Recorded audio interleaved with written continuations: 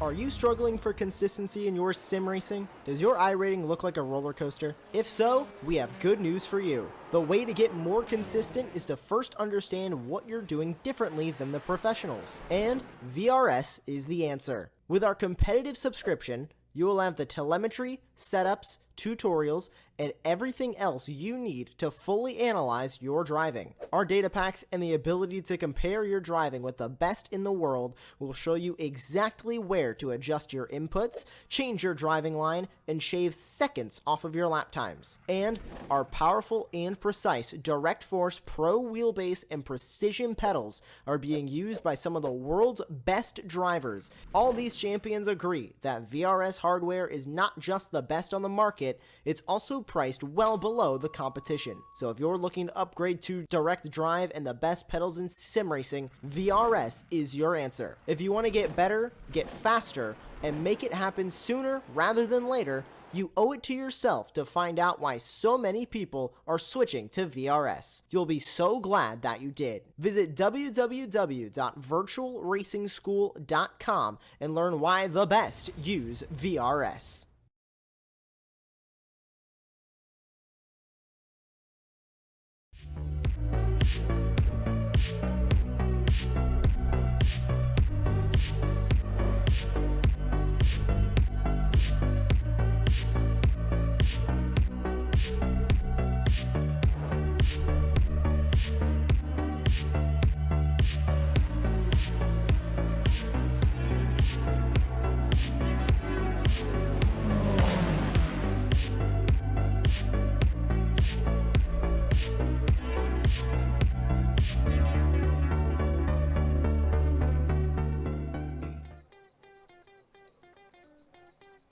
Good evening, iRacers, and welcome to Apex Racing TV and a special event here from the fantastic circuit, the 24 Heures de Mons, of course, the Le Mans circuit. We're going to be bringing you a 40-minute race today featuring GT3s, courtesy of AVL RACETECH and their Beat the Pro Challenge special event. Looking forward to this one. Like I say, it's going to be a nice way to start our week off, seeing this historic circuit and a fantastic range of tracks. And along with me to watch action is going to be Sam Fitzpatrick. And Sam, not only is it a historic track, but it's going to be we're having a decent attempt at trying to fill up this massive track with a 45 car grid. For sure, yeah, sometimes it can get a little bit lonely, can't it, this circuit, when you're on hour 23 of the 24 hours on one of the bottom splits. But no such problems here. We have got an absolutely filled field and a really competitive field as well. Of course, many sorts of more experienced sim racers, but also a few real-life racers as well joining us tonight. So it should be really competitive up and down the order. Yeah, absolutely. There'll be a few familiar names that you guys will see out there on track and that we'll cover as we get to them during the race. But qualifying is just getting started as we speak, and so the format for this evening is the drivers now have got a 20-minute open qualifying session, and we can see them out on track now. They're free to try and use a little bit of tow from each other. There's not explicit rules in terms of kind of not having teammates help each other. And we definitely have some large groupings of teams out there. Primarily, of course, the AVL RACETECH sim racing team, which make up the bulk of the field out there today. So yeah, it'll be interesting to see how they cope with the qualifying session. And then after that, we'll be running on to this 40-minute race where all the cars are going to be limited to 50% fuel. And so we're going to have pit stops, somewhere between sort of 1/3 and 2/3 through the race. And these cars, Sam, are all operating on a custom balanced performance that the admins have got together for this session. So just to quickly summarise those, the Audi R8, of course, has had the second least amount of weight added to it of just 3 kilograms. The BMW M4 GT3, along with the Porsche GT3R, have both had a whopping 17 kilograms added to them.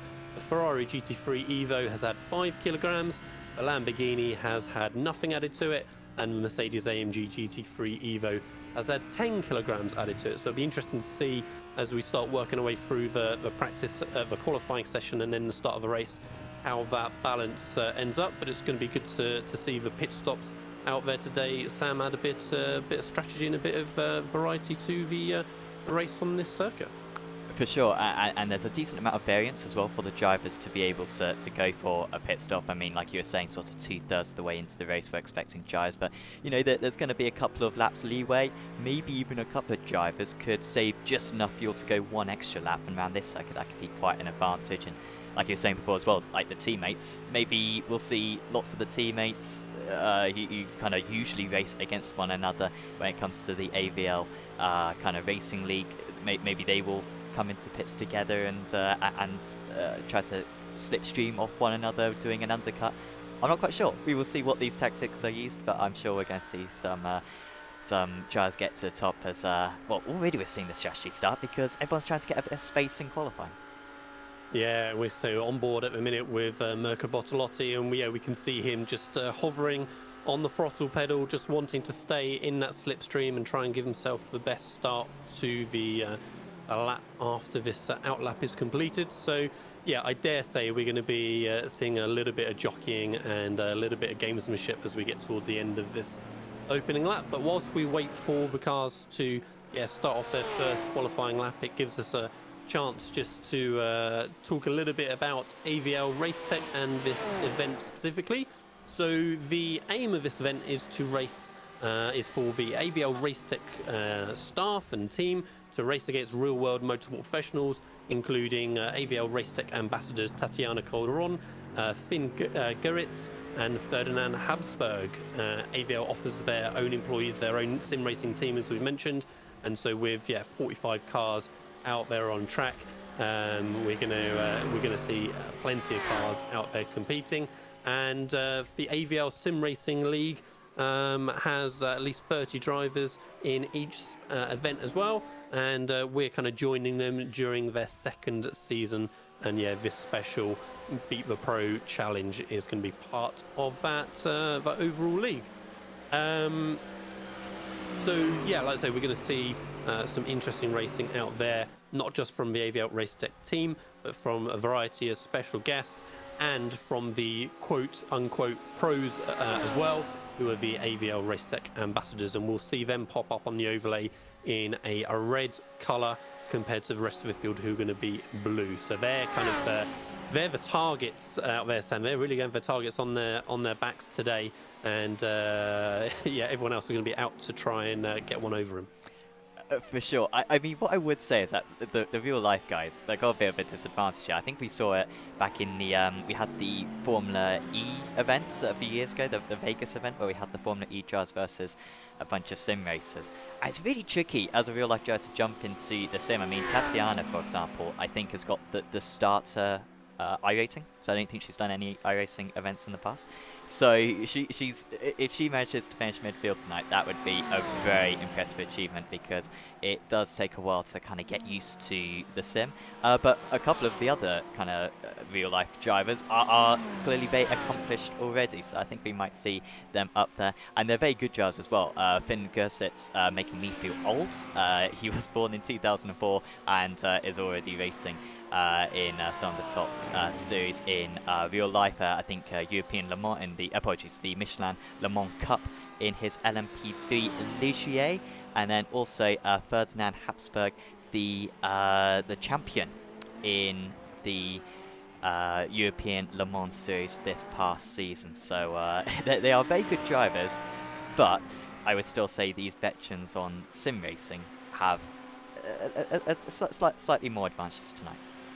Absolutely. It'd be really interesting to see if we notice a real improvement during the sessions from, say, maybe a couple of the real life guys who haven't got the same experience, because you'd expect them to be really quick learners and pick up off the sim racing veterans, if you like, as you said, and see if they pick up some of those tricks and can quickly get up to speed.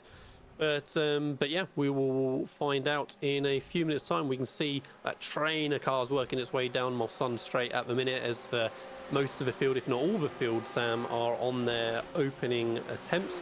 Of course, for such a long lap, they've not got that long to try and get their qualifying laps in, not got many attempts either, so just a 20-minute session. You can see we're already 7 minutes through, and so people like Marcus Deutsch here, who we're watching, they need to try and get a real banker lap in first and give themselves a chance then to get one or maybe two extra qualifying attempts in after that.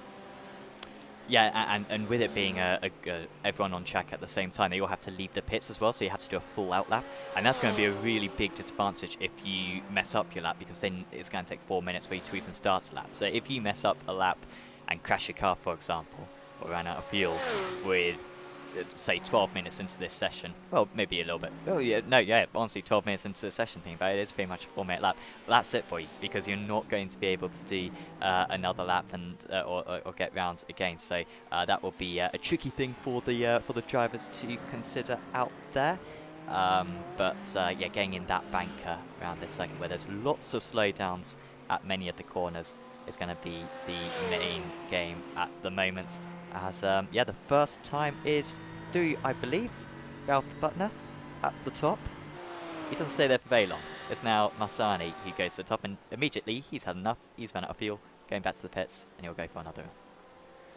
Interesting strategy. So he's going to be blowing that outlap each time, Sam, if that's how he's going to run his qualifying session. So yeah, important that they get those clean laps in when he has the opportunity. But like you say, the time's coming in thick and fast now, as we can see on the tower on the left. And yeah, so far everybody running under the 4-minute mark, just a couple of seconds in fact between the first 7 cars that have come through, so that's looking fairly promising. And actually our first pro driver, I was about to say, is the slowest of the group so far, but then Mirko Bortolotti jumps up very briefly into first position and then surpassed by Ulrich down into second. So yeah, now we can see on the timing tower those markers for our pro drivers highlighted in red compared to the rest of the field that are going to be in blue. Yeah, Bortolotti's doing very well at the moment. Joe, who we've seen plenty of times on Apex Racing TV, it should be added, so we know that he's not short on experience. As Calderón, he didn't do any practice laps either, just rounding the final corner. But I think she's going to be one of the ones that you were talking about earlier on, Lee. He just gets faster and faster as the day goes on. I think that first lap invalidated, but got enough fuel seemingly to go for another run as we reach already the midpoint of the session. Yeah, it just goes super quick here at Le Mans, and looks like clear conditions for them out there as well. So we'll see how the track temperature copes and how it changes as well, possibly during the race session. But yeah, we can see track temperature of 23 degrees, so you know, reasonably warm, Sam, but yeah, should be pretty stable for the guys trying to bang those laps out in this qualifying session, as Gregory Jones comes across the line right on the 4-minute mark for his first attempt. And yeah, it's just going to have this constant stream of cars. Since our focus really is those AVL RACETECH sim racing teams, interestingly, the highest position so far is Walter Lux, Sam, in P5. So considering they make up the bulk of the field, yeah, 5th currently is the top position for that team. Yes, yeah, they'll see if they can get a bit further. I mean, they have plenty more opportunities, Sam, I have to say. I'm like looking at the timing tower of the cars without a lap time in still, and yet I'm seeing RACETECH sim racing team, AVL RACETECH sim racing. There's plenty more cars still to come and try and yeah, dispose of Forsten Ulrich from that top spot for the RC sim racing iRacing team. Yeah, like only 20 drivers out of like the 45 that we've got have actually set a time so far, so I think there's a lot more kind of quick drivers who have not put in a representative lap time. And if you can nail the slipstream around the circuit as well, like you're going to gain a huge amount of time. There's seconds to be gained, frankly, if you can absolutely nail it. So that is something that maybe those teammates will be able to pull off, slingshot their way to pole position. Pascal Haas, how far can he go up the standings? No, he still does not put in that lap time for now. And so, yeah, he's another one who I think got 1x during their lap time. But pretty much everyone is out on circuit. Only Stefan Kappeler is currently in the pits. Everyone else trying to put in that lap time. We're about to see a lot of drivers cross the line. They're currently going through the Porsche S's. Lamprecht, a good distance back. He's not going to get too much kind of terminal air from that, as I think Attila Bussi just went to the top of the standings. Excellent lap time from him.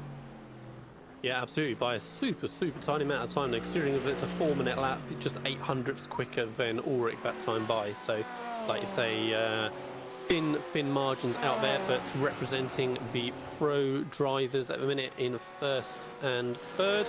Yeah, times still keep coming in. 24 cars now have put in a valid qualifying time, and we're seeing, yeah, pretty close times so far, Sam, certainly between sort of the top 15 or so, just a couple of seconds over this 4-minute lap is looking good for those first attempts, and I dare say it will keep closing up as, yeah, they get their remaining laps in as well. Bortolotti now jumps to the top spot in that gorgeous Lamborghini GT3.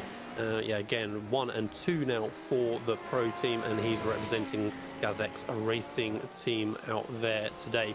So, yeah, the pro drives, Sam, are stamping their mark on the session straight away, it seems. Yeah, Mirko with a 7.2 thousand I rating. I'm sure I'll show you that at some point during the broadcast, the different I ratings of all the drivers. But yeah, back to the top for him, and by a good margin as well, 0.6 of a second. He's getting a nice job though, very good position right now for Florian Becker to be in. That is perfectly gapped, I think. Let's see how much time he's gaining. Albeit I have heard that these GT3 cars don't actually give that much of a draft. Maybe he's a little bit too far away there. Maybe he'd want to be a couple of tenths of a second closer, but still not in a bad position, Becker. And then just behind him is Martin Statman, albeit I think Statman's pushed that one a little bit too hard into the first Mulsanne chicane. And then that's going to just cost you all the way down that. And well, this is painful right now for Martin, because you can just see those couple of cars edging away out ahead. Yeah, absolutely, and it's good to see at the minute a decent variety in the car manufacturers in the top sort of 10 or 15 of the field. So yeah, currently that Lamborghini of Bortolotti leading it, then a couple of Mercs, then a BMW, then a Porsche, and then another Lambo. So it's really just Ferrari and Audi, of which I think there's only 2 Audis in the field anyway, that are, yeah, maybe are looking a little bit weaker right now.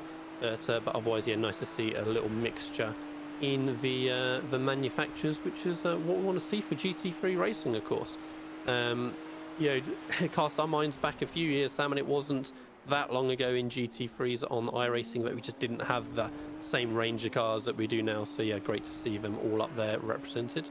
As yeah, Martin Statman still hanging on to that draft of those cars ahead. Yep, trying to, yeah, just try and stay in touch at the moment. How close, in fact, well, here comes Becker. This is the problem with having a nice slipstream. Well, if he can clear Bortolotti here, then that might let him free, and yep, that is what has happened. So watch out for Becker, definitely, on this. This could be a dangerous one for him. He's actually just set the fastest 4th sector of anyone. 7 sectors around this long Le Mans circuit. Pascal Haas has just gone to 9th position right there. And also Bushi just approaching the line. Now, has he got enough fuel to go for one more lap? Oh, that's surely a 1x, albeit they are very lenient around this circuit, so he may get away with it. No, I mean, you can see how far he was with the mark on the outside there. That's not a lap time for Bushi, and he will have maybe 2 more laps to go. I think the drivers may be allowed to complete the lap time that they start at the end of the session. Yes, we'll have to wait and see exactly what's going to happen with the rolling over of the session when it gets to the end. But yeah, Statman up there in P4, Marco Zila, who we're watching now, in P5. First of the 2 Austrian sim racer cars who are back-to-back there in 5th and 6th. Moser now jumps up into 8th position, representing the Porsches. So yeah, we've got Porsche 5, 7, 8 and 9 at the minute, and yeah, still Bortolotti and Bushi leading the front of the field in 1st and 2nd for yeah, for this session. Yes, we still got a few more just to kind of complete this this run of laps. Dominic Fleischmann, one of them. Oh, that's not the line that he wants to be taking right there. And then you got this really bad slowdown. If you just go slightly over the white line, right at the end of the Porsche curves, then you get a big slowdown. And that can be very ugly in that scenario. Of course, these 4 chicanes as well right at the end of the lap can also be problematic. Really no 1x's around this circuit. It's all slowdowns, and guaranteed we will see that come lap 1 of those who are not familiar with iRacing and Le Mans. You just have a stream of cars down the Mulsanne straight, just having to slow up, and pretty much everywhere around the circuit, drivers going inexplicably slowly because they have to slow down by about 5 seconds. So expect to see that on lap 1 of the race. Something that the drivers will have to be very cautious about doing. Yeah, obviously you're going to see like 2 lanes as they go down Mulsanne straight, a slow lane and a fast lane, Sam, I think. So yeah, that will be interesting, like you say, for us to see on the opening lap itself. Down to 2 minutes left on the clock for this qualifying session, as Walter Lux for AVL RACETECH Sim Racing Team jumps up into 5th position. So he's now the highest placed AVL Sim Racing Team driver. And yeah, nice consistent lap from him on that one. It looked like with a 3 minutes 53.36, so he should be happy with that one. Dominic Fleischmann, who we can see at the minute in 18th position, we'll see if he can improve on his 3:55 on his next attempt. Quite a range of iRatings out there in this session. Seeing plenty in sort of the mid to high 3000s. So yeah, dare say we're going to see some close racing out there as those guys settle into their 40-minute race. And again, just to remind you, we're going to be getting pit stops during this race as well, thanks to the 50% fuel limit that all the cars are going to be running. And also they will have 1 fast repair available as well. On board now with Pascal Haas as he comes into the end of lap and the forward chicane. So tricky, these 2 chicanes, Sam. You know, you spend 3 minutes 50 working your way around the rest of the lap, and the whole time can just cost you in that final chicane, just as we saw with it was Bushi a few moments ago, right, who ran wide and presumably got an off track in that chicane, and all that work is done just in 1 moment. Yeah, it's tricky to commit to it in that scenario as well. You need to kind of stick to your guns and make sure that you commit to the corner, but it is very easy to get a little bit cautious and just play it safe. But you need absolutely everything you can over those curves. Push it just hard enough so that you don't unsettle the car or cut the corner too much or run wide, like we saw with Bushi earlier on. Bortolotti, well, the checker flag is out. Now, let's see if we advance straight away. I think the drivers are going to be allowed to complete this lap time that they set, so that will be possible for them, as they are, well, right now, Bortolotti doesn't have too much competition. I think the next driver who's got to be concerned with is Thorsten Ulrich, who is not too far behind on the circuit. He's got about a third of the lap to go. Pretty much everyone else in the top 10 have already gone back to the pits, so this is looking very good right now for Mirko. Yes, and so looking comfortable as well with that 6th gap regardless. So see how close the rest of the field is. He just gapped everybody else in that clean attempt there. It doesn't look like he managed to improve then on that next attempt, right? So he's still at the top with that 3:52.27. But yeah, very strong from Bortolotti out there. And like I say, we'll see as the seconds tick away whether these guys are going to get the opportunity to complete their laps. We're still seeing a good 10 or 15 drivers still active on track. So they are obviously still trying to put in that final one, especially here Thorsten Ulrich currently in that 3rd place, just 7/10 off of that pole position. He has a big wiggle there, Sam, right in the middle of the corner, manages to gather it back up and still seems keeping the car pointing forward and keeping that momentum going. And yeah, just coming to the end of a lap and those 4 chicanes, and we'll see what sort of time he is able to put in. Yep, let's see how he mounts them. Looks pretty neat and tidy. Was a fastest of anyone. Ooh. First sector, that was a bit of a slide. If he can get on the front row, that would be a good achievement. I think this might well be good enough for the front row. Oh, it's good enough for pole, and by 7/10 of a second. Thorsten Ulrich, what a lap time. I saw the couple of purple sectors, but he also set 3 personal best sectors as well. And despite a bit of a slide as we both oohed and ahed at the end there, Lee, it was still good enough. It certainly looked like he was pushing well and truly on the limit, didn't it? We saw him, working sideways as going through the Porsche curves, and then, like you say, scrabbling for grip over chicane. And at the minute, it looks like he's judged it to perfection at the closing moments of the session. So again, we still have got a few other cars on track. I'm seeing Pascal Haas, looking fairly quick in a sector or two, but I'm not sure that he's actually going to be on a lap to challenge. We shall have to just wait and see. But yeah, Bortolotti and Bushi then second and third currently for the pros, with Habsburg in 21st, Gerhsitz in 37th, and Calderón in 38th for those pro drivers currently as these last cars crossing the line. Horschleiner down in 36th. Pascal Haas still trying to push on. He's going to be the last car still moving along with Ollie Brinkman for AVL RACETECH Sim Racing team. So yeah, here comes Haas into the final chicane. Yeah, this is, well, let's see if he has a similar slide. That seemed very good. Really taking a lot of curb. Came even to the top 10. Not too many personal best sectors actually on this lap for Haas. It is a personal best lap actually. So he's seemingly put it together very well, but it was not enough for an improved position there. And he stays where he was. But now, I believe Brinkman must have not crossed the line in time to start this lap. But we're not transferring over yet, so let's see. Ole Brinkman absolutely nailed in this one. He's a bit of a showman, clearly, because he's the only one out on circuit, so we'll pay attention to him, and, well, this will give us a decent demonstration of the Le Mans circuit. This bit is, well, there's not too much to it. It's a very long straight, albeit not quite as long as it used to be. No, absolutely. Like I say, great shot on board in the Ferrari as he works his way through the chicane. But yeah, we're just waiting to see what happens with the session. Really, as you say, Sam, it's a bit weird. It didn't trigger the close of it. So we'll see how long these guys push on for, and then we can get started for this 40-minute race. And that whole time I was talking, of course, he's still working his way down the Mulsanne Straight, because that's just the scale of the Le Mans circuit that we operate on. And now finally he works his way in towards the second half of the lap. Yeah, and then the straights continue on.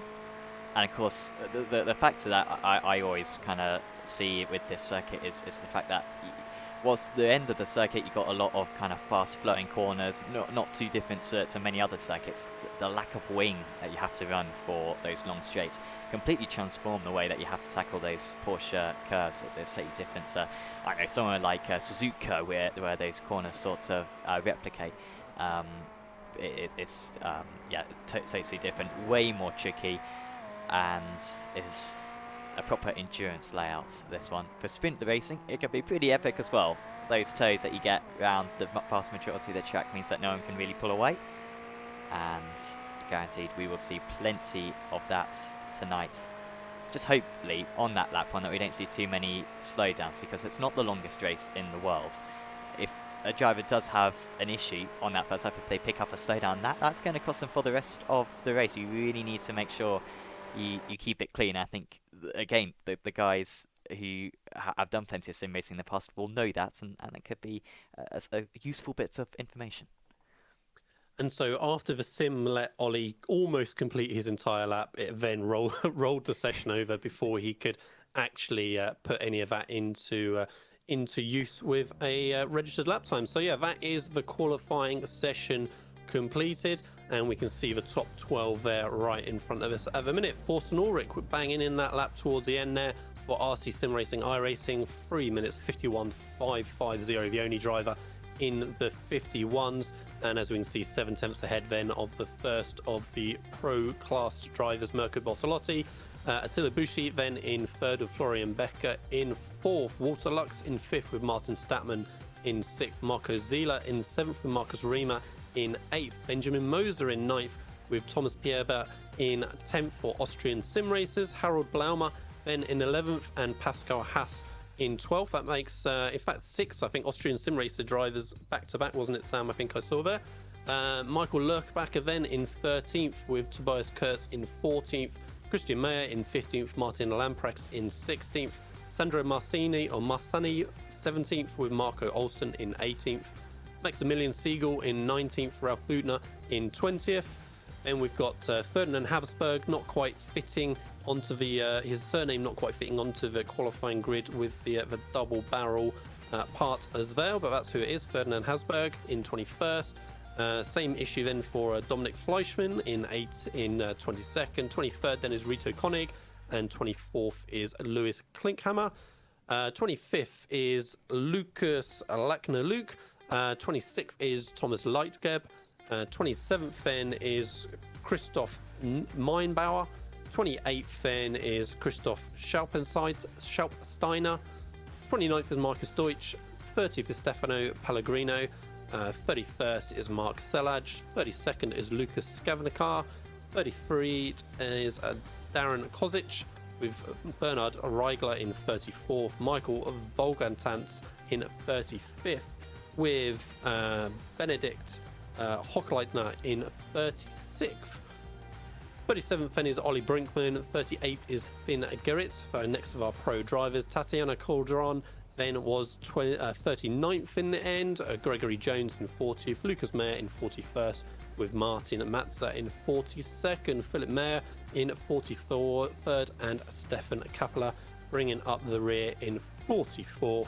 And that is our very full grid out there today. Sorry for a couple of the butchered names. I think we got through reasonably well, even despite the overlay trying to trip me up by only displaying a couple of first names. I think we got there, Sam. Yeah, that's. I think that might be the best name read through we've ever had on Apex Racing TV, honestly. So if anyone new to the channel, don't get used to that level. Must be said, especially for myself. But the drivers just going through the Porsche curves, plenty of time for them to prepare, and a little bit of a word from the organisers: the drivers can only launch after the forward chicane. So once they're onto the main straight, they can launch. Problem is, for the front guys, they can launch. But this is such a big grid that there'll be a green flag for many of the drivers still entering those chicanes. But everyone just needs to keep it neat and tidy, and we should be in for a very good race. This should be a lot of fun. Yeah, absolutely. Look at that huge stacked field as they work their way down to the chicane. The safety car is about to peel off. Force then is going to be leading off Mirko Bortolotti, and we are about to begin the first lap of the AVL RACETECH Challenge for Pro special event. Fourth Norik comes out chicane, big old wiggle as he gets on the loud panel. Bortolotti slots in immediately behind. Let's see if the rest of the field gets through the chicane cleanly in the background. It's been looking pretty good so far. Bortolotti having a little bit of a look on the inside, but it's just going to decide to stick in the slipstream for now as they work their way into Dunlop curve. Then it's Bushi, then it's Becker, then it's Zeiler, then Statman, and then Riemer, who will following with at the minute. And then just that long line of Austrian sim racer cars, and Bortolotti already under pressure. Sam Ulrich trying to break a little bit of a gap, and Bushi I thought was going to stick his nose up the inside of Bortolotti there, nothing quite doing. Same then for Reimer, and the rest of the cars work their way through this section of the track and work their way up towards the Massol Straight. And Ulrich Sam is trying to scamper away right from the beginning, 1.3 seconds as he heads onto the Mulsanne. Bortolotti's still going to have a little bit of toe to work with there, but he's under a lot of pressure from Bushi. Let's see how aggressively Bortolotti defends into the first chicane. Yeah, incredible confidence from Ulrich on cold tyres, and Bushi is already going to be past Bortolotti. Absolutely no chance. Bortolotti realising that, taking the smart move at just backing out. There's no point in racing down into the first chicane on lap 1. And we've got a spinner. Sandro Massani is off the circuit. He's going to rejoin, and that was so unlucky. And that was Tobias Kurtz right there, who was involved in that incident. I'm not sure why Massani went off in the first place. But yeah, super unlucky for his rival right there, as well. I've actually got a bit of a break. So Bushi and Bortolotti now quite far clear. Then we got Statman, and this is all the Austrian sim racers close to one another, but they need to not fight one another too much, and make sure that they get past Statman, who's leading this long track. Yeah, crazy action from the start. So really unfortunate there, the instant in the chicane. I said Massani kind of, once he lost it, he did what he could. You know, he was just a passenger from there. And then, the Austrian sim racer's car, just a completely unlucky bystander. So I think other than that, though, you know, I'm seeing Marcus Deutsch in pit lane. I'm seeing Walter Lux in pit lane. So there's a couple of cars who've had incidents. But honestly, Sam, for a 45-car grid working away for the first time through the start of a lap, it's been looking very, very clean, but frantic at the same time. As we're seeing Fleischmann right deep in the pack there, side by side with Blaumeier. And yeah, really working hard all the way through the field. Looking at our interval tower on our timing screen, we're just seeing orange and red colours everywhere, which means everyone is within half a second of each other pretty much through the entire field. Just a quick check-in on those pro drivers. Obviously, we've got Bushi and Bortolotti at the front, who we have been seeing second and third currently. Then we've got Ferdinand Habsburg in 14th, Sam. Seagull has crashed. Just so him lose it in the background. I thought it was going to be a nasty scenario where he was going to skip across the track a little bit like we saw earlier on. Oh no, is that Habsburg? Oh yeah, dear, it is right on cue.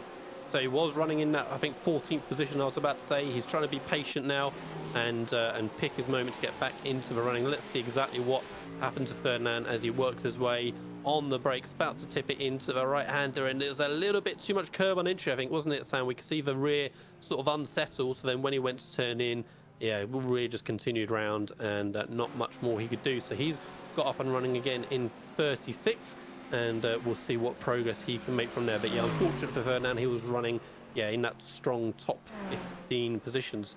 Back at the front, Forsten Ulrich, you know, still got about 1 second gap or so. He didn't really manage to build upon that anymore, so he's got a toe behind for the cars. It's going to make that real difficult for him. But yeah, just this constant stream of cars now working their way down through the chicane, and yeah, great job from almost everybody on that opening lap. Still seeing, yeah, 40 plus cars running. Coulton's got a little bit detached from the rest of the field at the moment, but yeah, I think she's safe on the pit stick, Calderon. So that is why I expect her to catch up by the end of the race. Salage has had to enter the pit lane. Is that? Yeah. Jump start, maybe? And Calderon into pit lane again as well. So yeah, some issues for a couple of drivers. Yeah, maybe didn't serve a slowdown as well. I think the way that you get a jump start if you're kind of further down the order would be by passing the car directly ahead of you on the grid. So maybe it could have happened because yeah, like for some of those drivers, the green flag came out very, very early for them. Well, I don't know how Statman's been able to keep behind all these Austrian sim racers for this opening lap, but I think the defence has ended. He's been passed. Zila up to 4th. Yeah, we'll see now if he can start to bridge that gap across to Bortolotti. We can see really it's a group of 3 cars at the front, and then we've got, yeah, Zila leading out the train of Austrian sim racers plus Statman, as you said. But yeah, he's going to be working to try and not allow those top 3 cars to escape. Currently Mercedes 1 and 2, then a Lambo, then a Porsche, then a BMW and a Lambo, and then a string of Porsches for our top 10. And what a battle going on the second half of them. Also, Sam, I didn't think there was going to be quite enough room to jinx across to the right there for Gerhsitz, but just about makes it work. And look at the overspeed he's got from that toe. He works his way pretty much through that through that whole group of cars, it seemed there, Sam. And he should be able to lead into the corner, but right round the outside. I'll slow down. Lackner was it, and yeah, problems there for Gerhsitz. So he did all the good work on the straight, and now having all kinds of issues on the chicane. Yeah, I don't know why he. I mean, that was bizarre right there because he was so quick, as we were saying. But he must have had a slowdown to serve. Oh no, Bortolotti. I think he's just had an off. He doesn't seem to have crashed. And now he's just got seemingly deja vu because the same liveried car keeps on passing him, and he's down to 9th place. Awful stuff. There, we will get a replay of what happened, albeit it's not totally obvious. He didn't stop, but he certainly lost time. No, and the car looks to be intact. So yeah, let's see if there's any obvious reason. So yeah, coming out the corner nice and clean, slow down. So he's serving a slowdown penalty from the looks of it, and Sam, in the middle of a track, which is maybe a little bit awkward. The cars behind managed to get around and just having to wait for it to clear, it seemed. Yeah, he seemed to be a bit wide through Mulsanne corner. I guess that's where he got it. You usually get the inside one, the one on the inside with those invisible, not invisible, but ghost bollards. That's a really nasty slowdown, but similarly you got one on the outside. I think you can get one for entering too wide and maybe one for exiting too wide as well, so it must have been one of those. Well, that's his chances of the race win certainly being compromised as such as Moser getting past Statman. I think the Porsche Curves, excellent work there. I think Statman may have gone wide and picked up that slowdown I was talking about earlier on. Now he's got to try to keep it out of the wall. Drivers rushing past him through that sort of nothing chicane, and Statman, after a brilliant lap on defense to stay in P4, which would have turned into P3, is now down to P10. Yeah, really unfortunate for Statman there. It was difficult to see from the angle because we were head on, but kind of at first glance it looked like maybe Bortolotti was being very, very aggressive behind, and I reckon made a little bit of contact with the car ahead, which then pushed him into Statman. So yeah, unfortunate for him, but at least it looks like he's able to keep running at pace, as Klinkhammer very, very close behind Christian Mayer, and has a little bit of a look into Dunlop as well, Sam. See if he gets a bit of a cutback. Obviously, he's got all the time of a Mulsanne straight, even if he can't quite get it to work on the exit. So he just wants to bide his time and use that toe. But he's so close, Sam, he's not going to be able to make use of any of the toe. Yeah, exactly. You actually want to be a little bit further back, don't you, so that you can get some nice momentum through the first half of the straight. Let's see how good he is through Tetra Rouge. That's a good distance back. He actually lost a little bit of time, but as Bloormeyer, I think, has just had Ulrich, Sam, down in second. Yeah. What has happened here? Is that another slowdown, I wonder? So he was fairly close with Bushi, right? So it's not like he was, 3, 4, 5 seconds down the road. So if it was a slowdown, it was a very, very brief one. But I wonder if it was just the toe, just the toe of Bushi, look, enabled him to power on past. And I dare say these two are going to keep working back and forth in that toe for the next few laps as well. So yeah, just before they even got to the corner, and I think Ulrich had a bit of a lift, because we heard even on board with Bushi that he lifted, and still Ulrich went backwards. So the two of them playing a little bit of tactical game, working together, trying to make sure they keep building that gap to the first of the Austrian sim races behind. Yeah, and just a reminder, or anyone who's only just tuned in, the drivers will have to make one pit stop. There's really no way of getting around it. They've got half fuel capacity, and this is a high fuel consumption circuit, so they should be able to go 25 to 30 minutes into the race. There's no way you're going to save that round them on. I mean, it takes pointless. So they might be maybe fuel saving a little bit just to edge out another lap, as Bortolotti at the corner that his race was compromised earlier on. He makes back a position for the Gazex racing team. So we feel so not too pressing for these drivers, as also I think Piper's just got past Haas right there, because they are teammates. A little bit further back, it's not that far back, it's still in the same straight, Ligep and Schorpensteiner battling Fleischmann. Now Fleischmann was that Lamborghini earlier on who was very slow down the straights. Apologies, BMW. He was very slow down the straights and got overtaken by a couple of drivers. But he's still fighting around there. He's actually gained a couple of places since we last touched in with him. And the RC Sim Racing iRacing driver looking to gain another place now on the Austrian ahead. Yeah, and has a little look to the inside, Sam, right as you say. I thought he was going to really stick his nose in there on that time, but patience and virtue was the better option on that one. Already 11 minutes into this race, Sam, and things are just starting to settle down a little bit. That kind of initial frantic start to the race has, Gerhsitz has an issue, just the rear completely gets away from him on turn-in, but fortunately doesn't collect anyone else behind and has managed to gather it back up and should be off and away again without any further damage.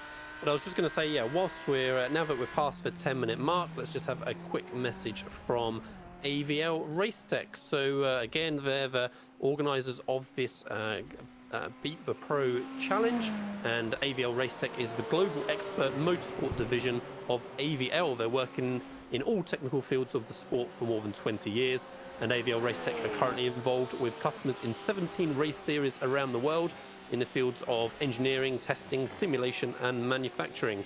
As a key supplier to teams in the world's most respected racing series, from Formula One to NASCAR and MotoGP. They offer state-of-the-art technologies and services to the motorsport world.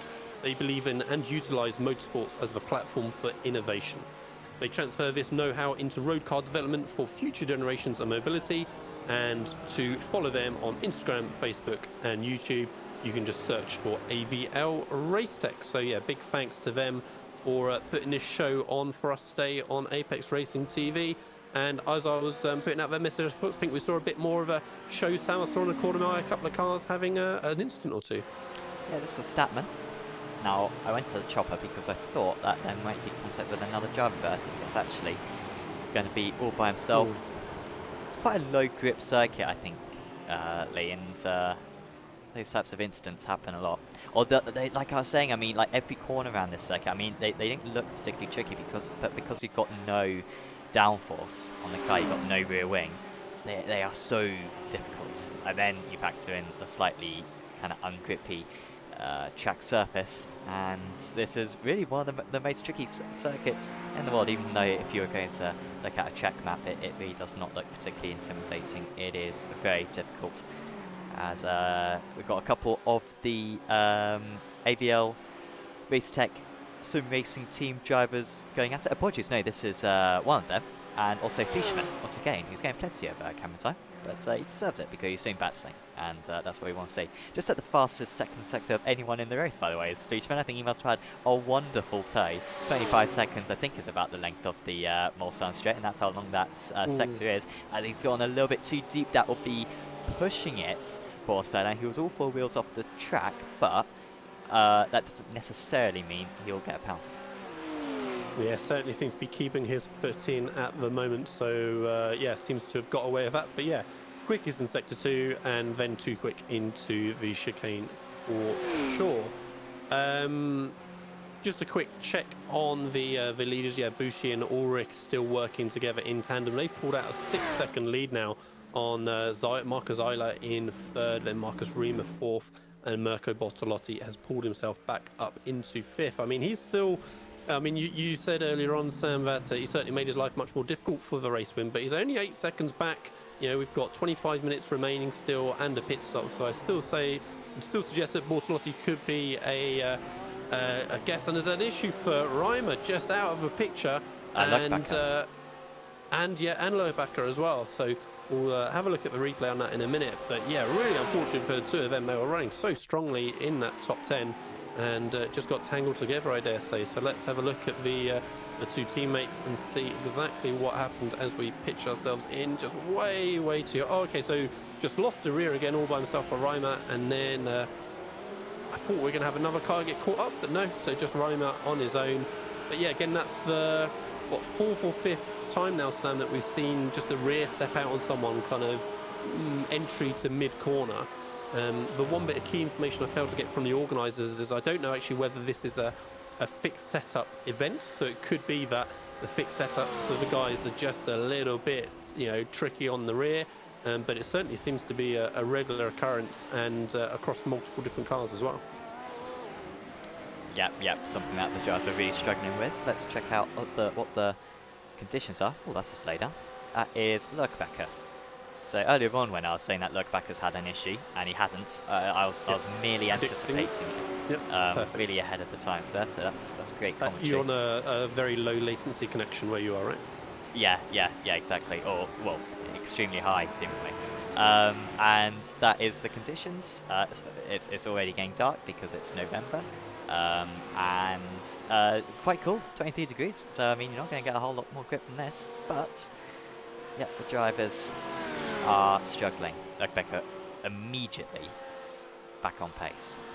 Yeah, and we see Reimer just ahead of him having a big moment through that super fast right-hander. Again, struggling to keep the rear under control.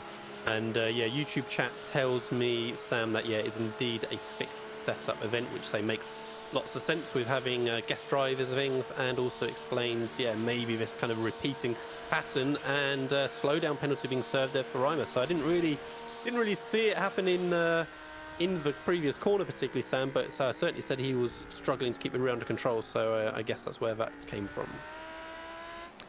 Yeah, and you see it a lot of the time. If a driver's overheating the tyres and they're sliding about a lot, it can be very tricky to keep the car on track. I mean, to be fair, this it's a bit easier because we've got those long straights to cool the tyres down, but is still something to think about. I think that was Fleischmann making up another move that was on Ralph Buchner for MIL on Motorsport. We still have, I think, 30 cars going. Calderón back out on circuit. That is good to see. Her lap times a little bit off the pace, but I think her sector times are pretty solid, so I think it's just the occasional mistake for Tatiana, one of the real-life drivers racing tonight. And still there's battles going on absolutely everywhere. This is one of them into camera shots. Absolutely storming through there. Oh, dearie me. And that was Buchner and Fleischmann. And Fleischmann, after making a lot of overtakes, has hit the wall. He may well take his pit stop early if he has a faster pair available. Yeah, unfortunate for Fleischmann. Like I say, he was looking pretty strong before that instant. And still at front, Ulrich and Burschi are just working in tandem, still trying to build up that gap. Just about out to 7 seconds now on Zyla. What did you see that? I think it was on the clutch there. Was Ulrich. Let's listen. Yeah, he's fuel saving a lot. You can't get to the end of the race on 50% fuel. There's no way. So they must just be close to that one extra lap, and they really value maybe getting 8 laps done rather than 7. Yeah, absolutely. As I say that, I mean, and again, it explains why they're both happy, kind of working with each other, swapping positions, taking turns of who's going to have that toe, helping that fuel saving a little bit. So yeah, it'll be interesting to see how much variation we get as we get to crunch time with the pit stops of how many people, if any, kind of run a lap longer, and does it actually look like it helped them and benefited them. I mean, I do wonder, Sam, looking from 28th position down on our timing tower, whether we might have any little surprises for someone who suddenly appears somewhere in the top 10. Everyone from 28th down has visited the pit lane at some point, and we're now well into the pit stop window. So Lerkbacher, I'm seeing falling down the timing tower. Sam, he just had a issue somewhere, dropped down 3 or 4 spots or so. Car looks to be intact, so I wonder if it was another one of those pesky slowdowns. I'm seeing an off track come up for him. Let's get a gyro view of it, or a dashboard view of it. Panning it close to the wall there. Oh, a little bit too much curb there, foam offline, and then too much curb again. And that is a miracle that he hasn't crashed. Big correction, but he kept it. Well done, sir. And he didn't lose too much time. No, he got a slowdown as well. Well, he kept it pinned, so that seems to be alright. And just lost a couple of places. He's down to P11. That's still in the race. Yeah, great save from Lurk back there. From the moment he first lost control, if you'd have given him, you'll lose 3 or 4 spots, mate, I think he would have absolutely snapped your hand off for that. So, did well to keep it out of the wall. And here's Bortolotti continuing on his recovery. He had moved up to 4th in the last lap or so, now challenging Zyla for 3rd. And he's then going to be basically in a position of pulling Zyla along, as he's got no one else to take a tow from, as he tries to continue to close back on the leads. You'll see it's more like an 8.5 second gap to those leaders now. But yeah, we'll see what Bortolotti does. I mean, now that he's kind of out of draft, does he maybe pit a little bit early and see if he can use the draft to his effect from another car somewhere else? I guess that's a bit kind of risky if you're trying to deliberately put yourself in traffic. But yeah, it'll be interesting to see whether he thinks he's got an option to continue that charge back up into the top 2 positions. This is often when in real life motorsport you'd be thinking, come on, let's have a safety car and bring him back into play. But no chance that that's happening quite. So he will have to make up that 8.5 seconds all by himself if he's going to win this race. We're seeing some bump drafting here. Let's go to the nose. That's the wrong nose. Yeah, not quite. I saw some serious bump drafting earlier on from Bortolotti, but yeah, it looks like these two are playing it a little bit more cautiously. But again, just running absolute nose to tail still, as they have been pretty much the whole way through the race. Bulk of the top 10 still being made up by Porsches, all running 4th to 7th, and all from the Austrian Sim Racers team. Still these 2 Mercedes out on front, with the lone Lamborghini then for Bortolotti in 3rd. And yeah, what a great view from the back of Bushi's car there, just watching Ulrich through these super fast sequence of corners as we work our way towards the end of a lap. And yeah, both these guys, Sam, obviously seem comfortable and confident on these fixed setups. Yeah, they having absolutely no problems, are they, right now? So getting into the realm now where we might see some pit stops. I think everyone will be able to go one further lap than this. I think it's whether or not you can go a lap beyond that. So currently about to start lap 7. So everyone will be able to do 7 laps. Not sure if everyone will be able to do 8 laps. That is what I think these two have been aiming for, as Ulrich retakes the lead. Of course, no way that he's going to be able to break the draft. And then, yeah, keep an eye out on our time tower to see if anyone starts to drop down the order, because that will most likely be the explanation if we do see that. But these guys will continue. Oh. No, they will not. Well, I'm hopeless. They are both into the pits. What was with the fuel saving then, Lee? I don't understand it. Surely if... yeah, I didn't get it, but...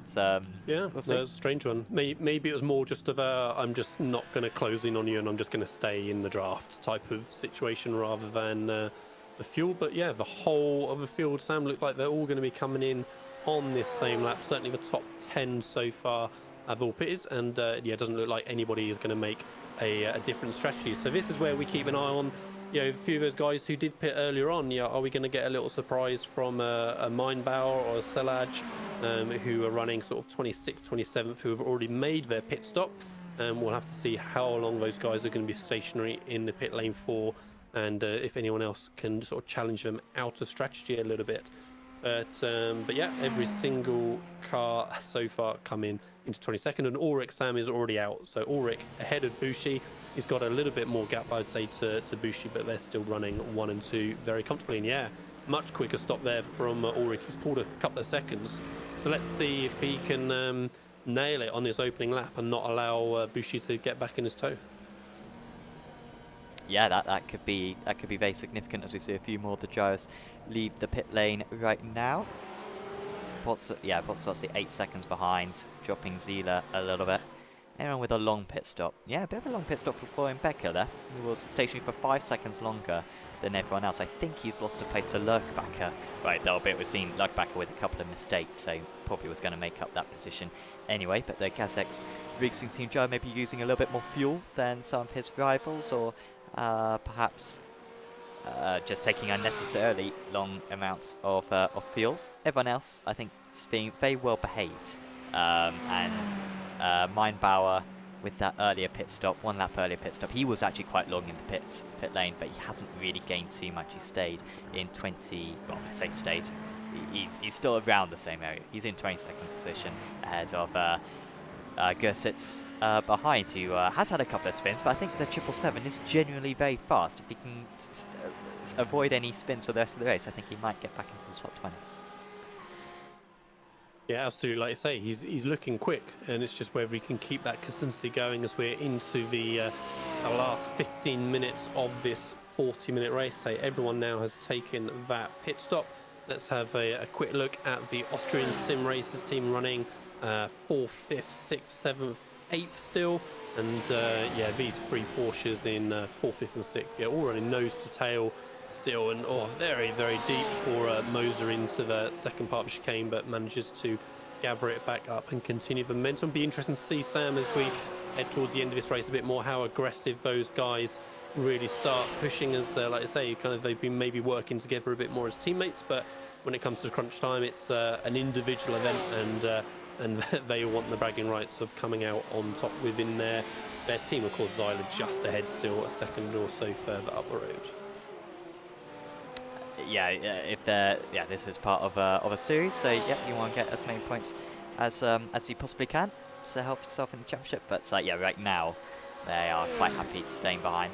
Wonder if yeah, when you're fueling out the car, you've got to kind of think, well, am I going to have the slipstream for the rest of the race? Because that can affect whether you put in, say, 20 litres in or maybe 22 litres into the car. It's something to be thinking about when you are in that scenario. So I wonder if a couple of these drivers are dependent on getting the slipstream in order to get to the end of the race. By the way, someone just saying in the YouTube chat, Florian only started iRacing 10 days ago. As, oh dear, it's Lurkbacker again. I think that might be terminal for Lurkbacker. Yeah, that's an ugly shot of that car.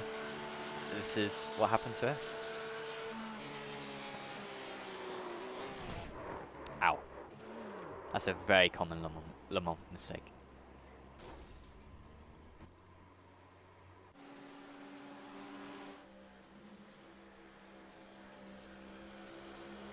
So we go back to live pictures. And yeah, that is terminal there for Lurkbacker. Still Ulrich holding on out ahead.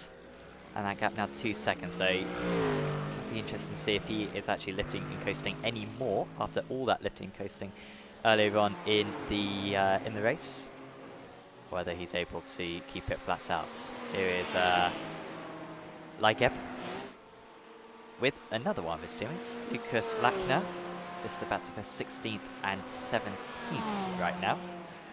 And on that last lap, Leigeb was significantly faster, so certainly the wind in his sails. Yeah, like I say, certainly looks like he's pushing hard at the minute, so let's see if he is in a position to make that move on Lackner anytime soon.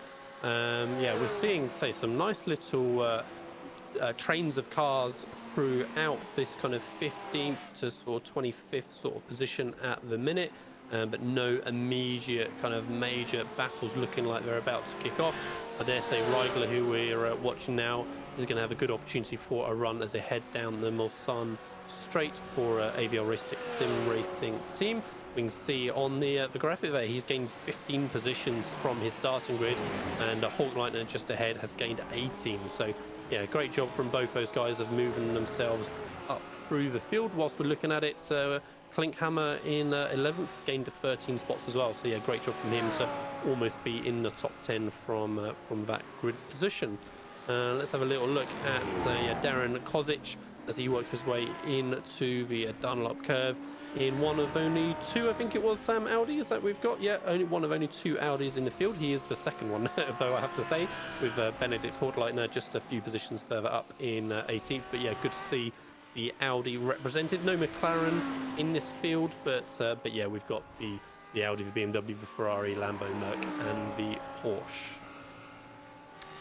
Yeah, it's always a very colourful grid. Hopefully we see, I think 1 or 2 GT3s have been rumoured, haven't they, for iRacing in the next build. So hopefully it's even better in the coming months.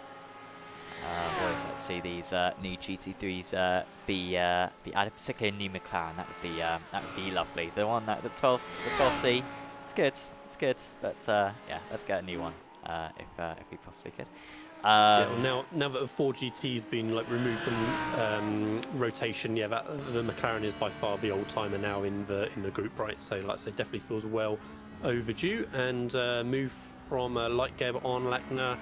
Well, he may have just, I was going to say didn't come off, but maybe he was just ahead on that last straight, but we did see that Lackner was ahead previously as well, so they're still working their way through, and yeah, we'll see if Leigeb can get that move done anytime soon. But he's been caught a fair bit more, to be fair, by Hawkleitner and behind as well, so yeah, he needs to be careful, keep an eye in his mirrors and what pressure he may have from behind, as well as trying to attack in front.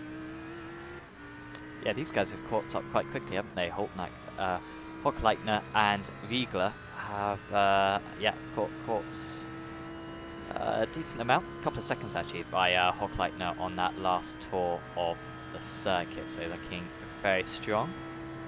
Let's see, are we going to see a move here for Leigeb? Now, who's going to back out on this one? Surely one of them is going to have to, or they will go side by side through Indianapolis, and it is the latter that they choose. But they do it very respectfully. Nice work, guys. Left plenty of room, and even on the corner exit as well, they're leaving plenty of room. And I think Hawkleitner is saying, well, guys, why are you battling? You're just slowing each other up. I can't get past because this track's too narrow, and all it's doing is inviting Reigler to join this fight. But now maybe Hochleitner has got a good enough run on these couple of gyres, and I think he may well get alongside. Hasn't got the draft, but at least he isn't going to be boxed in when it comes to braking for the Porsche curves, and that is what he's going to take advantage of. Very deep on the brakes, ABS having to kick in right there, but he gets it done. He's up to 17th position now, and like Geb loses a couple of places in quick succession.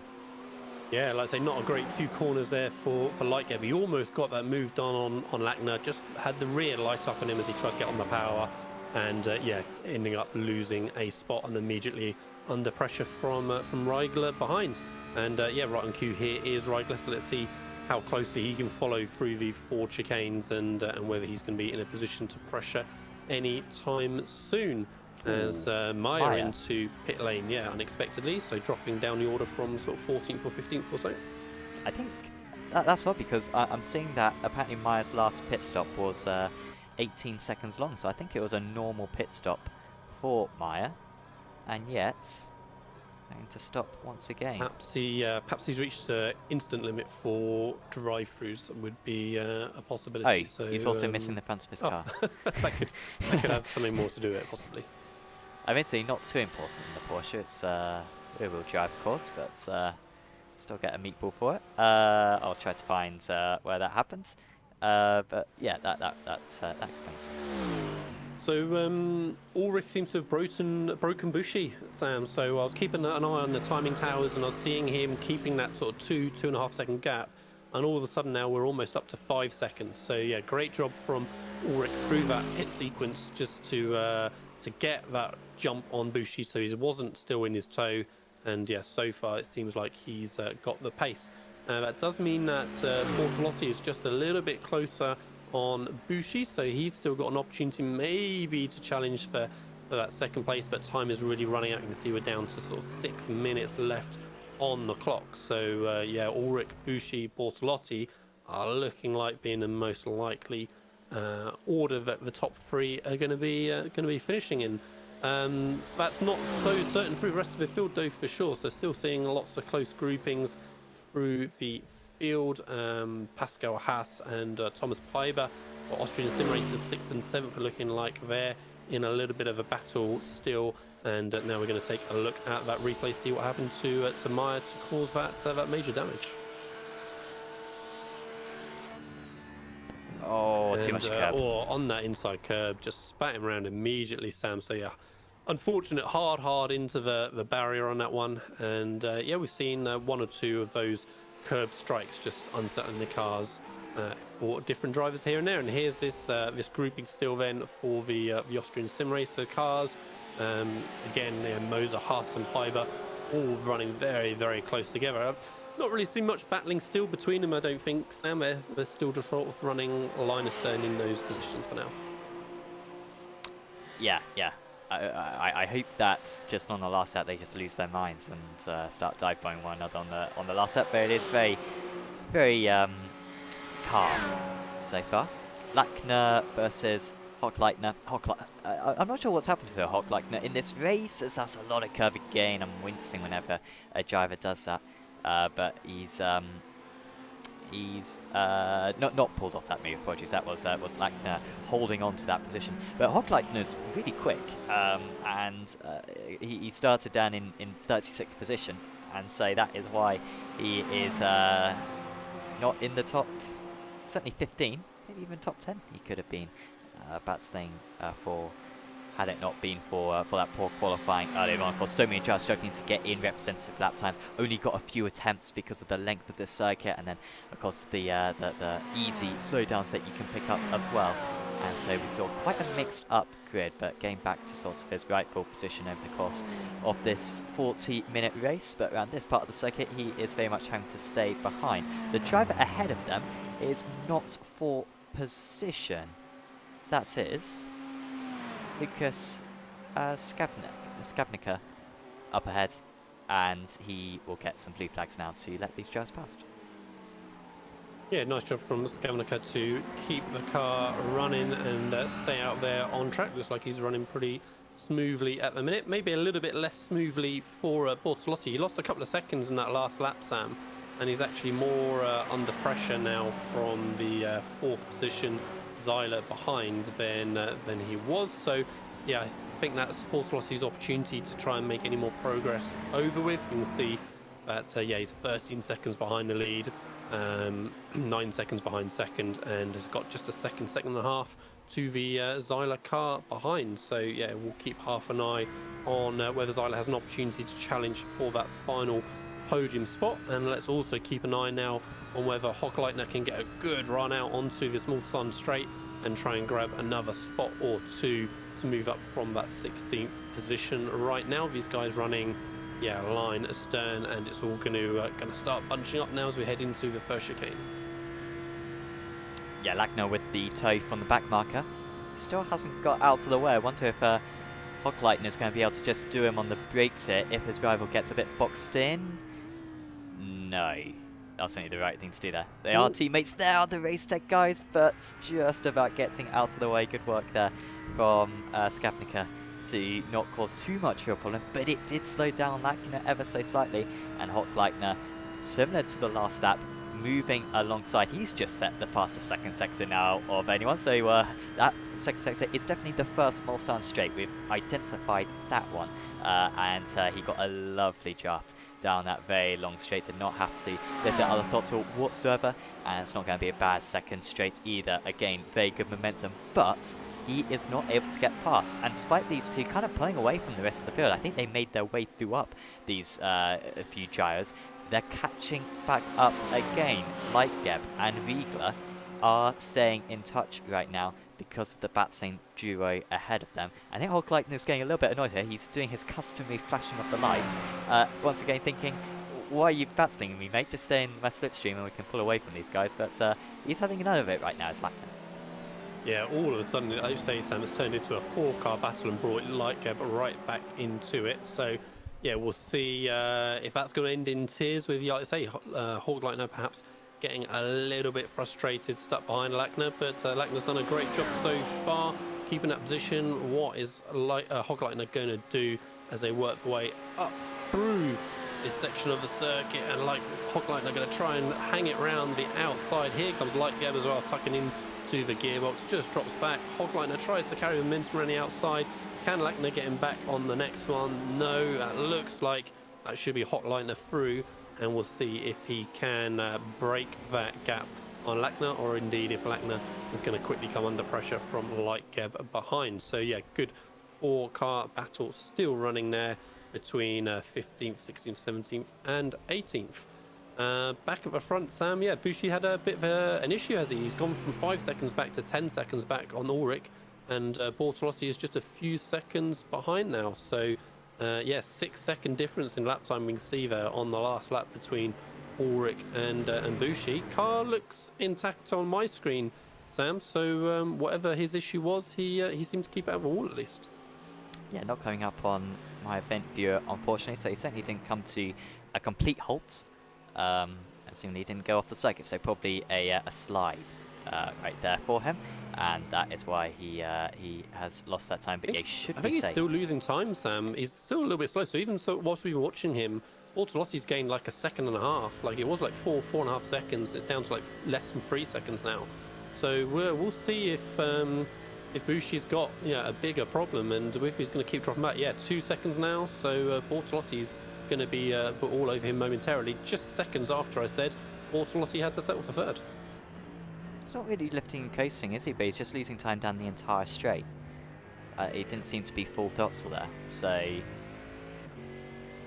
maybe he realised that he's short-fueled, which would be surprising because he lost time to Ulrich in the pit stops. It's not like he jumped out a few seconds early or anything like that. But yeah, Bortolotti now closing to within a second, and he's going to be sweeping by any time soon. So yeah, after spending the first 2/3 of the race challenging for the lead, looks like Bushi's going to be desperately trying to hold on to the final podium spot, because Zyler is only going to be a couple of seconds further back after Bortolotti as well. If he is fuel saving, and I know. I don't want to come across pretentious, but I don't think he's doing it the right way. Because, yeah, if you're losing time down like the middle part of the straight, you may as well just lift off the throttle like 200 meters early. He seems to be not going full throttle down the majority of the straight, and that's what's losing him time. So, but I doubt Bushi would be making that mistake, honestly, because he's a far better driver than I shall ever be. So I'm not quite sure what's going on there, but Bortolotti's going to be past him by the end of this lap, I think, albeit And, this is the last lap. Exactly, that's exactly what I was going to lead to, saying, yeah, this should be the last lap. So, yeah, Ulrich looking very comfortable up there with a 15-second gap, and then here comes Bortolotti, just a few tenths behind now. How much of a defence is Bushi going to put up? Is he going to have enough fuel to get him through the last chicane, if that is indeed his issue? Bortolotti all over the back of him as he goes dives straight up the inside, Sam. First opportunity he had. Clean pass, big wiggle from Bushi as he tries to get on the power. He's trying to hang on in there, so he's not just giving it up. Back down the inside goes Bushi. Bortolotti going to try and hang it around the outside. Is he going to get bumped into the tyre wall on the outside? No. That's always a tricky place to be side by side. You end up getting pushed into that tyre wall on the left there. Bortolotti comes out in front. Is Bushi going to send it back to him as they work their way through to the next corner? Bortolotti takes to the right, and Bushi going to have to go round the outside, Sam, if he wants to make this work. Oh, it's going to be a big one. Look at him go. Brilliant pace carried by the Mercedes. And he's through, back up into second place. And as long as he doesn't splutter across, that should be pretty much it for him. And out in the lead. Perfect, there we go, perfect timing, Sam. Where is Ulrich? So Ulrich coming through the final chicane will flip back to Bushi and Bortolotti as soon as we can. But yeah, congratulations to Ulrich, comes over the line. What's happening with Bushi, Bortolotti? Bortolotti, contact, I think, for the back of him as we switched across there. And Bushi ending up having to back off. Bortolotti sails through, and Bushi coming hard back in over chicane. No, completely cuts the second chicane. I wonder if there was a little bit of contact between the two of them that we didn't quite see as we cut away there, Sam. And yeah, Bushi desperately trying to get over the line before he did then indeed run out of fuel, it seems. So drama at the end. We'll catch a little bit of a replay of that in a few moments and try and see what in fact did happen on those last few corners. But yeah, then Zyler came over line, Bushi came over in fourth in the end, then Moser and Haas. And yeah, still plenty of the field working their way through the Porsche curves. And Leitgeb did get Lagner in the end then. On Hochleitner's dropped back a couple of positions, Sam. So Hochleitner was ahead of all three of these guys, right? Yeah, so yeah, so issues there for Hochleitner. So we'll perhaps try and take a look back at that in a few minutes as well, as Lagner hangs the rear out as he works his way through the first chicane there and the second one. And yeah, Leitgeb comes out on top in that little battle for 15th position that time by. Yeah, Hochleitner, like you said, Sam, limping down into 18th after running a little bit further up than that earlier on. Is Gerhsitz then in 22nd. Looks like he did have a much cleaner end to the race then. Yeah, seemed like he kept making a little bit more progress as he went through, and going to finish just behind Kozic there in 21st and 22nd. Oh, they'll slow down right at the end. That'd be like a 40-second penalty, I think. If he... So just about, yeah, paid attention enough, jumped on the brakes. Hopefully should be safe and secured. The front of that BMW does not look happy at all there, Sam, for Vogetan. So yeah, hopefully he is going to be able to continue limping back round and safe in that 23rd position. This is what happened to Hochleitner earlier on. So he got past. Oh, this. I mean, they pretty much did the exact same thing the lap before, but the other way around. Look at the drift there from... That was Lachner. But he was a little bit slow on exit. But how did Lachner get through that? I want to see a replay from his roll bar, if possible. Because this was as good as this could have happened for Lachner here. Yeah, so there goes Hochleitner on the inside. Drift it all the way around. And magically there's the track again right at the spot you wanted to be at. Going to lose one spot, I guess, to the car on the right, but yeah, great job from Lachner to hold on to it there, and yeah, like there he goes by. But yeah, perfect position of not just a track but a tyre wall for Lachner there. Yeah, and let's see what happened to Bortolotti. Yeah, so I feel like Bortolotti made contact with the rear of Bushi's car here. So I wonder if Bushi had a big old cough and Bortolotti went in the back of him. Yeah, there you go. Suddenly slowed down for the Bushi. That was right when we cut to that camera, so we kind of just saw the tail of that. And then, yeah, Bushi just tries to straight line the chicane as much as possible, not brake, since he didn't have any fuel. So initially I kind of thought he was trying to go at Bortolotti in that last chicane, but no, of course he was just trying not to have to slow down because he knew he wouldn't get across the start-finish line. So just about managed it for Bushi there to get in that fourth. So yeah, not quite the result he was after, but at least he managed to cross the line. Moser absolutely nailing the fuel, seemingly coughing across the line. So they were pushing it tight. I think a lot of the drivers, their calculations took into consideration the slipstream, and maybe in the second half of the race, as drivers spread out, there wasn't as much of a slipstream, and that caused them to short fuel slightly. So at least that's one of the possibilities that happened out there. But yeah, that was unfortunate. But I mean, Ulrich, you got to kind of question what was Ulrich doing at the start of the race, because his pace in the second half was so good, but obviously he didn't need to do anything spectacular because he knew that he had the pace ultimately, saving the fuel in the early stages, and really no one could touch him. Maybe if Bortolotti didn't have those early issues, maybe he could have stayed close. But honestly, I think Bortolotti was just in a league of his own tonight. Yeah, absolutely. Like I say, it was looking very, very tight in the first half of the race, and then Ulrich just pulled the pin, it seemed, in the second half, and away he went. We didn't see a single mistake made from him, right? You know, we saw lots of little errors here and there from different drivers, struggling with the rear, struggling with the curbs, but Ulrich seemed to just have everything under control the whole way through. So congratulations to Forsten. Just before we have a quick run through the race results, any drivers who would like to come for an interview, the Discord link has just been posted in the YouTube chat. Once you join Discord, make sure your name is something recognizable to your iRacing name, so we know who you are, and you can jump into the interview waiting area 1 channel.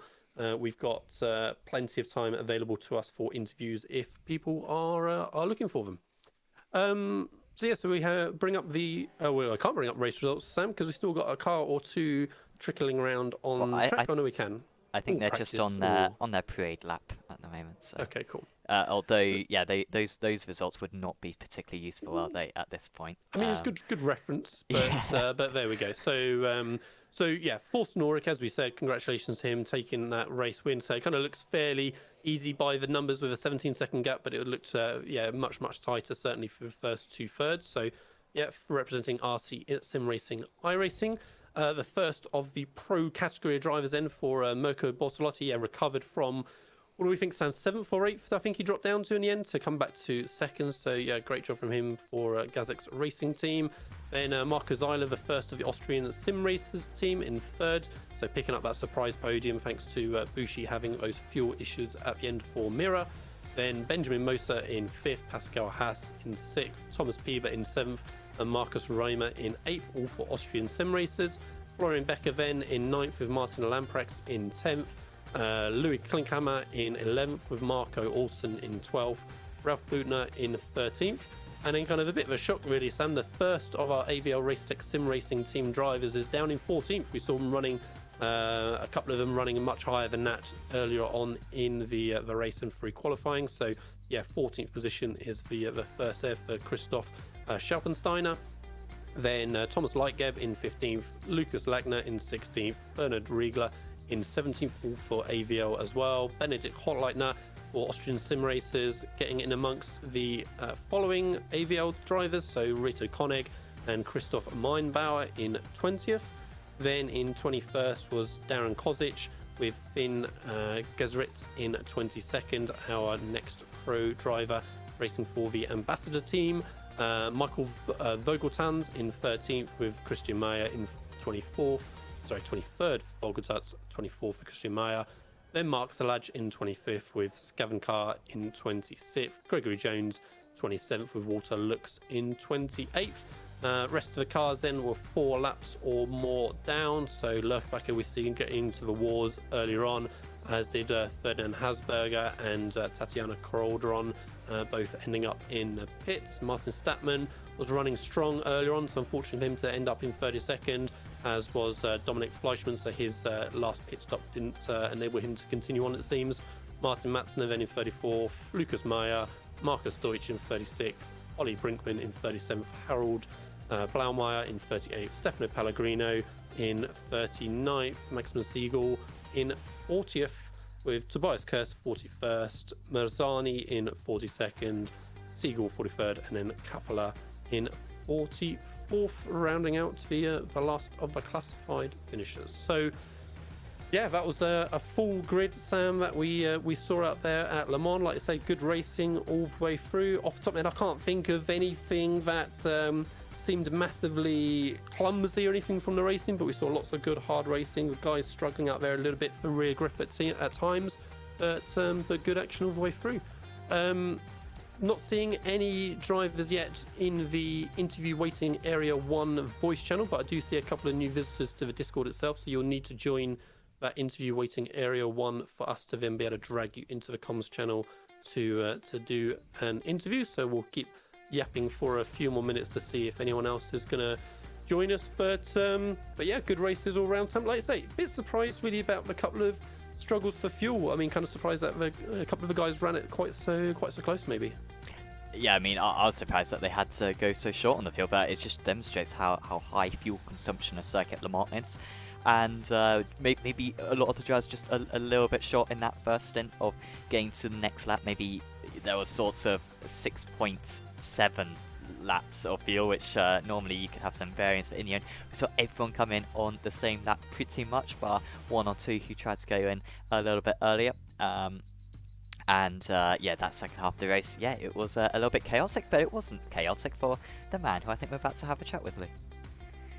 Yeah, absolutely. So Thorsten Ulrich has joined us in the commentary booth, first of the interviews for tonight. Congratulations, Thorsten. It looked like a real collaboration between yourself and Bushi in the first half of the race, working in a draft together to break the gap behind, and then pulled the pin, it seems, after the pit stop.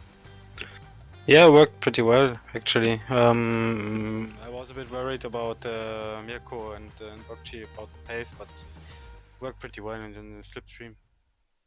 And afterwards I could gain, I think Attila got a slowdown, like 2 or 3 laps into the second stint, so I had some momentum. Yeah, absolutely. Well, it was critical, wasn't it, that you came out the pits just sort of that 2 seconds or so ahead, so that you didn't have that draft pulling Bushi around the whole time. But yeah, from then, we didn't really see you put a foot wrong. I mean, how did you find the car out there, the setup, the conditions? Like, we saw quite a few drivers struggling with the rear of the car, sort of entry to mid. Like, was that something you were struggling with as well? Yeah, I'm driving the Merc a lot recently, so I'm pretty used to the snap oversteer of the car in the mid corner. I know from my teammates that was really tough with setup, with the fixed setup which was chosen here. But I could figure it out pretty quickly. Yeah, well, say it certainly looked like you had it well and truly figured out, like say almost from the beginning, really. So you say you're used to driving in the Mercedes. So is the GT3 and the Mercedes your car of choice? What sort of series do you normally run on iRacing? Actually, I'm not really in officials. I don't really drive too much GT3 at the moment, to be honest. GT4 is actually my series at the moment, and IndyCar if it's on road. Well, those are 2 well sought after cars here at Apex. Yeah, GT4s are seen to be the best racing in the tin tops you can get, and IndyCar takes me and Sam back many years to some great road racing as well. So yeah, that's great to hear that those are 2 of your preferred choices. Well, like I say, great job again out there today, Thorsten, representing RC Sim Racing iRacing. Any teammates or sponsors that you'd like to mention before you sign off, sir? Actually, we're not a real team. We are ex-RC drivers, so like radio control drivers. Hence, that's the RC, sure. Yeah, and we met up in the first COVID lockdowns when we couldn't race on RC tracks, actually. And we started racing here. Awesome. Well, one of those surprise benefits of the strange world that we've lived through for the last few years, that you guys have managed to come together on iRacing. So yeah, great to hear those sort of stories of more people coming into the community. Yeah, it's lovely. It's a lot of fun. Awesome. All right. Well, thanks very much for joining us, Forsten. We'll hopefully see you out there running again in a future event soon.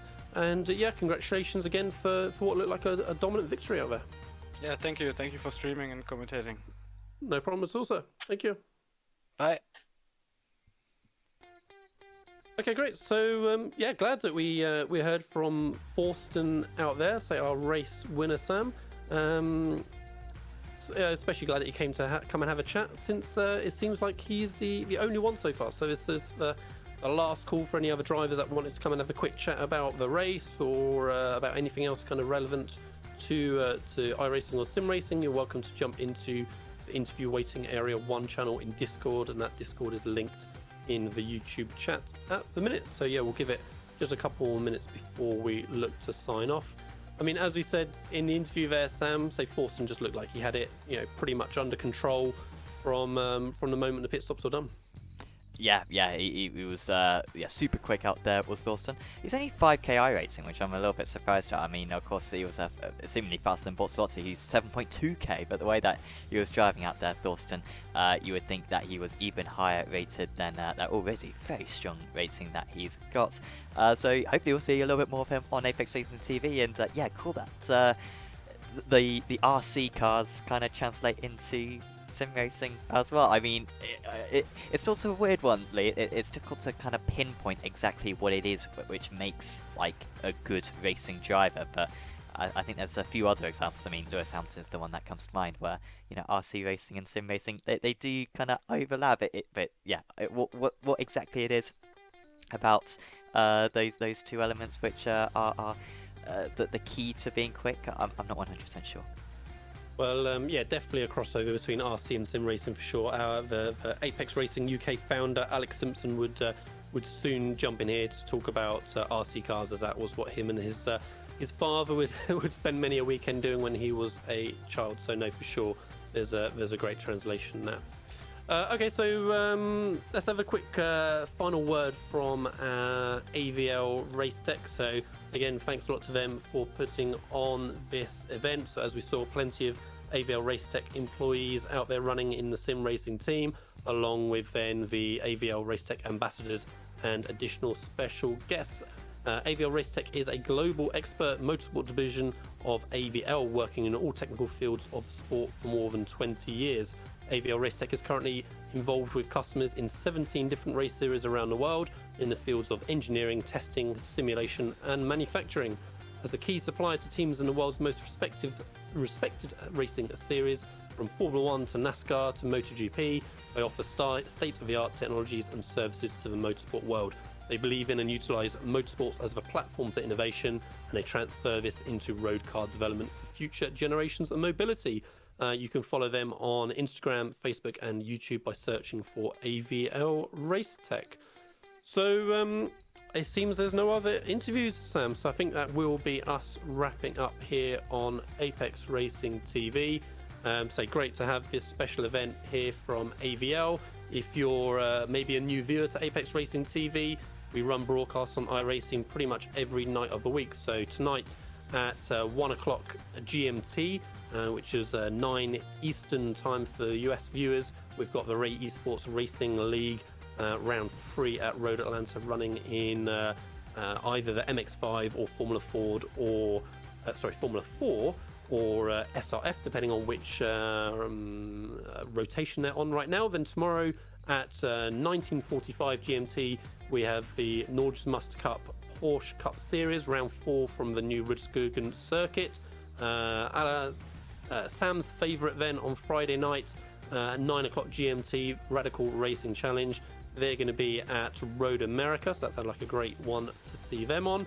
Then from Sam again, on Saturday night at 8 o'clock GMT, we have our studio broadcast of the Apex Racing Academy Formula 3 Super Series. That's presented and shown from our TV studio. If you haven't seen that before, tune in to that to see our little setup that we've got over here. Then the Formula 3.5 Championship at 9:45 with ARL GT Americas late at night on the Saturday night / Sunday morning, which is 1 GMT. They're running from Suzuka. So that's the next few days ahead here at Apex Racing TV. If you enjoyed the coverage, please do subscribe. And yeah, thanks very much for joining us. Thanks for Sam for running commentary and the cameras, and again to AVL RACETECH for putting on this event. And I think it was a great race out there for us to cover for 40 minutes, Sam. So yeah, glad to be out here doing it. So thanks everyone for watching, and we'll hopefully see you for a future broadcast. Are you struggling for consistency in your sim racing? Does your iRating look like a roller coaster? If so, we have good news for you. The way to get more consistent is to first understand what you're doing differently than the professionals. And VRS is the answer. With our competitive subscription, you will have the telemetry, setups, tutorials, and everything else you need to fully analyze your driving. Our data packs and the ability to compare your driving with the best in the world will show you exactly where to adjust your inputs, change your driving line, and shave seconds off of your lap times. And our powerful and precise Direct Force Pro wheelbase and precision pedals are being used by some of the world's best drivers. All these champions agree that VRS hardware is not just the best on the market, it's also priced well below the competition. So if you're looking to upgrade to direct drive and the best pedals in sim racing, VRS is your answer. If you want to get better, get faster, and make it happen sooner rather than later, you owe it to yourself to find out why so many people are switching to VRS. You'll be so glad that you did. Visit www.virtualracingschool.com and learn why the best use VRS.